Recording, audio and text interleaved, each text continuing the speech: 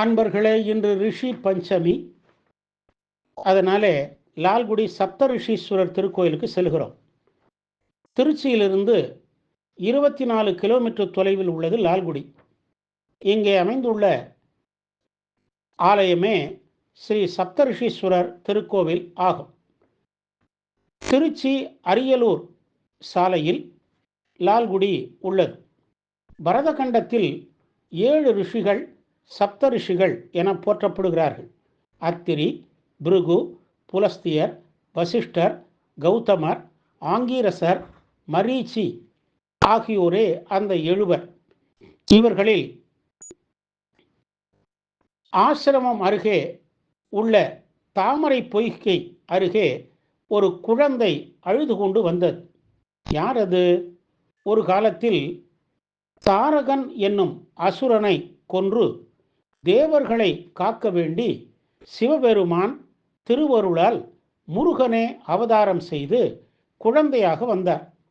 அந்த குழந்தைக்கு பாலூட்டுமாறு தன் மனைவி அருந்ததிக்கு வசிஷ்டர் கூறினார். பூஜைக்கு மலர் பறிக்க சென்று கொண்டிருந்த அருந்ததி குழந்தைக்கு பால் கொடுக்கவில்லை. கோபம் கொண்ட வசிஷ்டர் தனது மனைவியை கடிந்து கொண்டார்.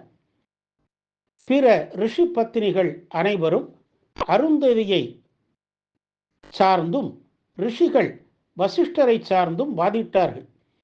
குழந்தைக்கு பால் கொடுக்க அருந்ததி மறுத்ததினால் கார்த்திகை பெண்கள் 6 குழந்தைக்கு பால் கொடுத்து விட்டனர். இது கேட்டு 7 முனிவர்களும் மனைவிமார்களை சபித்தார்கள். இதனால் 7 முனிவர்களும் பேர் ஒளியாக இங்கே வந்து கடும் தவம் புரிந்தனர்கள். சிவபெருமான் சிவ பேரொளியாய் இங்கு தோன்றி அவர்களை ஐக்கியப்படுத்தி கொண்டார். அதனால் இங்கு உள்ள சிவலிங்க திருமேனியில் 7 புள்ளிகள் தோன்றின.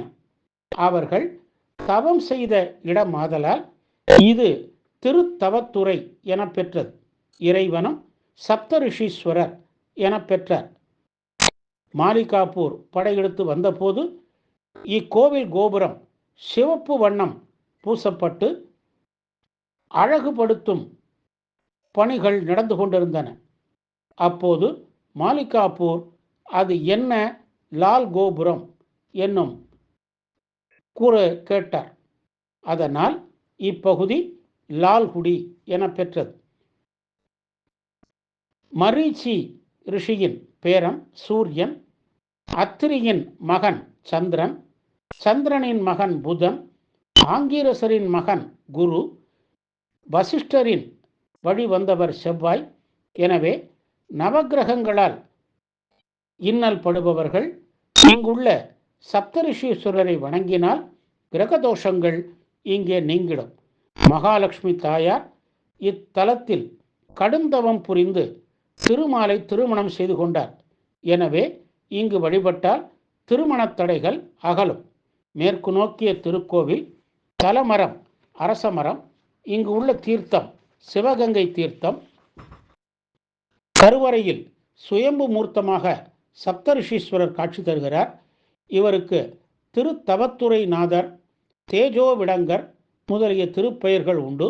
அம்பாள் மகா சம்பத் கௌரி என்ற பெருந்திருப்பிராட்டி, பெரிய நாயகி என்னும் பெயர்களோடு கிழக்கு பார்த்து தனி சன்னதி கொண்டிருக்கிறார். மகாலட்சுமி, பிக்ஷாடனர், அர்த்தநாரீஸ்வரர், பைரவி எனப்படும் காளி சன்னதிகள் உள்ளன. வீணையை கையில் ஏந்தி வித்தியாசமான கோலத்தில் வீணா தட்சிணாமூர்த்தி இங்கே காட்சி தருகிறார்.